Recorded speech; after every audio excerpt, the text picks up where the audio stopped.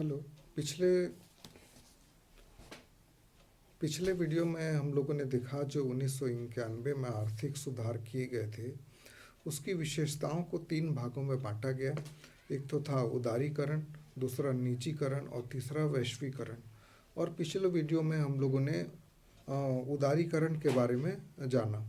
आज के इस वीडियो में हम लोग देखेंगे कि उदारीकरण का आर्थिक विकास में क्या क्या योगदान रहा, अर्थात उसकी उपलब्धियां क्या क्या रहीं, कहाँ तक हम सफल रहे, और साथ ही साथ उसकी विफलताओं को भी हम लोग देखेंगे कि क्या क्या कमियां रह गई।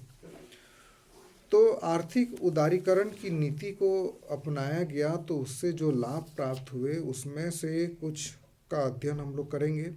सबसे पहला लाभ ये हुआ कि उत्पादन की गुणवत्ता में सुधार हुआ और सार्वजनिक क्षेत्र की प्राथमिकता को समाप्त करके निजी क्षेत्रों को भी बढ़ावा दिया गया, जिससे उन दोनों के बीच में अर्थात निजी क्षेत्र और सार्वजनिक क्षेत्र के बीच में एक प्रतियोगिता बनी और जिसके कारण से उत्पादन की गुणवत्ता में बहुत ज़्यादा सुधार आया।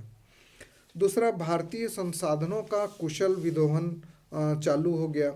जैसा कि हम लोग जानते हैं कि एक पढ़ा होगा आप लोगों ने सामाजिक विज्ञान में 9वीं 10वीं में कि भारत एक अमीर देश है जिसके लोग बहुत गरीब हैं।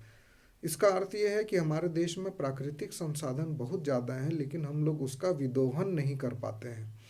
तो उदारीकरण की नीति से चूंकि विदेशी व्यापार को भी अपने देश के लिए खोल दिया गया, निजी क्षेत्रों को प्रोत्साहन दिया गया और इसके कारण से हमारे जो प्राकृतिक संसाधन हैं उसका विदोहन संभव हो सका और जिसका एक पॉजिटिव रिजल्ट हमारे देश के विकास पर पड़ा। आर्थिक विकास हमारी बहुत ज़्यादा बढ़ गई। तीसरा लाभ ये हुआ कि निजी क्षेत्र को बढ़ावा दिया गया। आर्थिक उदारीकरण की नीति में निजी क्षेत्र के विनिमय और नियंत्रण में ढील दी गई ताकि विनियोग, उत्पादन और निर्यात के क्षेत्र में निजी क्षेत्र अपनी इच्छानुसार कार्य कर सकें और उसके अनुकूल परिणाम भी देखने के लिए मिले। उसके बाद विदेशी पूंजी निवेश में वृद्धि हुई जो 1991 के पहले बहुत कम था। उदारवाद और निजीकरण के बाद विदेशी पूंजी निवेश बहुत ज़्यादा बढ़ गया। America, Britain, Germany, Switzerland, France, Holland और सिंगापुर के जो विभिन्न कंपनियां हैं उन्होंने भारत में पैसे लगाना चालू कर दिया और प्रत्यक्ष पूंजी निवेश के प्रस्ताव भी भारत को प्राप्त हुए।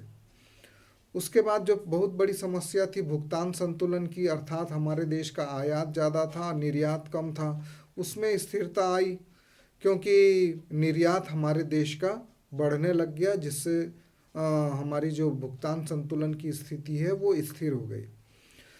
उसके बाद घाटे के बजट पर नियंत्रण हो गया। नई आर्थिक नीति के कारण बजटीय घाटे को नियंत्रण करने में बहुत सहायता मिली।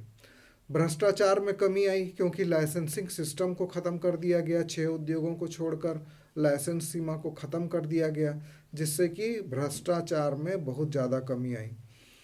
और एक बहुत बड़ी बात कि हमारी विदेशी मुद्रा कोष में भी बहुत ज़्यादा वृद्धि हुई और 18 बिलियन डॉलर तक पहुंच गया और स्वर्ण भंडार भी 5 बिलियन डॉलर तक पहुंच गया। तो इसके अतिरिक्त उदारीकरण से और भी ज़्यादा लाभ हुए, जैसे मुद्रास्फीति में कमी आई, राजकोषीय घाटे में कमी आया, बैंकिंग क्षेत्र का विस्तार हुआ और हमारा जो बाजार तंत्र है वो बहुत ज़्यादा प्रभावपूर्ण बन गया। और जैसा कि मैं बताता हूँ कि अर्थशास्त्र जो है वो तर्कशास्त्र भी है, इसलिए लाभ के साथ साथ इसकी हानियों का भी हम लोग अध्ययन करते हैं और तार्किक रूप से देखते हैं कि क्या क्या नुकसान भी हुआ। तो पहला नुकसान ये हुआ कि निर्यात में अपेक्षित वृद्धि नहीं हुई। हालांकि बहुत प्रयास किए गए लेकिन मुद्रा का अवमूल्यन भी किए लेकिन निर्यात में जितना वृद्धि हमको चाहिए था उतना नहीं हो पाया। दूसरी हानि ये हुई कि आर्थिक विषमता में वृद्धि हुई जो कि खराब स्थिति है, अर्थात जो धनी क्षेत्र है वो और धनी होते गया और गरीब क्षेत्र और गरीब होते गया और आर्थिक विषमता के साथ साथ क्षेत्रीय विषमता भी बढ़ गई। कुछ प्रदेशों ने बहुत ज़्यादा तरक्की की और कुछ प्रदेश पिछड़े के पिछड़े ही रह गए। तीसरा जो नुकसान हुआ कि बहुराष्ट्रीय कंपनियों द्वारा मुद्रा में हेराफेरी की गई, क्योंकि बहुराष्ट्रीय कंपनियों का लेन देन विभिन्न देशों की मुद्रा में होता है और इनका कारोबार भी विभिन्न देशों में फैला रहता है। तो इसके द्वारा कुछ न कुछ गणित लगाकर विदेशी मुद्रा के जो लेन देन है उसमें हेराफेरी की जाती रही, जिससे भारत को बहुत नुकसान हुआ। चौथा नुकसान, जो मुख्य समस्या है उनका समाधान नहीं हो पाया, जैसे कि बेरोजगारी, अशिक्षा, आर्थिक विषमता, इसका समाधान इनके आर्थिक नीति के द्वारा नहीं हो पाया। उसके बाद है निजीकरण के कुछ दुष्परिणाम भी हुए। आर्थिक नीति उदारीकरण की नीति में निजीकरण को प्रोत्साहन तो दिया गया, परंतु उसके कुछ दुष्परिणाम भी हुए, जैसे कि आर्थिक मंदी के भीषण दौर में निजीकरण को बढ़ावा देने के कारण विकासशील देशों में गरीबी बढ़ी है और बेरोजगारी भी बढ़ गई। क्षेत्रीय आर्थिक विषमताओं को बढ़ावा हुआ उदारीकरण के कारण, क्योंकि इसके तहत सरकार ने विकसित क्षेत्रों में उद्योग लगाने पर जो प्रतिबंध लगाए थे वो सब समाप्त कर दिए गए और पिछड़े क्षेत्र इसके कारण से उद्योग से वंचित हो गए। अर्थात पिछली जो नीति थी उसके अंतर्गत यदि आप अविकसित क्षेत्र में उद्योग लगाते हैं तो सरकार द्वारा प्रोत्साहन दिया जाता था, कागजी कार्रवाई बहुत कम करनी पड़ती थी, और विकसित क्षेत्र में लगाते हैं तो उसके लिए बहुत ज़्यादा सरकार द्वारा प्रतिबंध लगाए गए थे। अब चूंकि नई आर्थिक नीति में सारे प्रतिबंधों को ख़त्म कर दिया गया, तो इसलिए जितने भी उद्योग धंधे लगे वो विकसित क्षेत्रों में ही लगे और पिछड़े हुए क्षेत्रों को वो ध्यान नहीं दिए, क्योंकि प्रतिबंध तो समाप्त हो गए थे, और जिसके कारण से क्षेत्रीय विषमता बढ़ गई। तो नई आर्थिक नीति की समीक्षा से अभी तक निम्न तथ्य सामने आए हैं।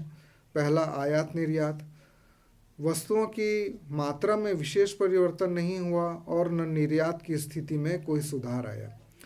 दूसरा, औद्योगिक विकास की प्रगति भी बहुत धीमी रही, 98 में 3.5 रही, जबकि उसके 7% रहने का अनुमान लगाया गया था।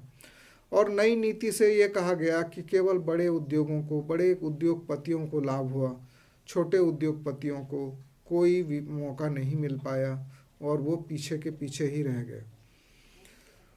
देश का लघु क्षेत्र, विनिर्माण क्षेत्र सकल उत्पाद में 43% से अधिक का योगदान करता है और कुल निर्यात में यह 37% योगदान करता है। उसके बाद विदेशी कंपनियों से खतरा हो गया, क्योंकि विदेशी कंपनियों के लिए भारत के द्वार खोल दिए गए और उन लोग भारत के आंतरिक व्यापार में भी कब्जा कर लेंगे, ऐसा ये माना जा रहा है। उसके बाद पूंजीवाद की घातक प्रवृत्तियां आ गई हमारे देश में नई नीति से, क्योंकि पूंजीवाद में पूंजीपतियों को ज़्यादा फायदा होता है, जो निम्न वर्ग के लोग हैं उनको कोई फायदा नहीं होता। उसके बाद विदेशी बीजों पर निर्भर होना क्या है, उस समय हम लोगों ने एक समझौता किया था जिसको गैट बोलते हैं, general agreement on tariff and trade, और उसको हमारी सरकार ने मान कर लिया, जिससे भारतीय कृषकों को विदेशों द्वारा पेटेंट कराए गए महंगे बीज क्रय करने के लिए केवल विदेशों पर ही निर्भर रहना होगा।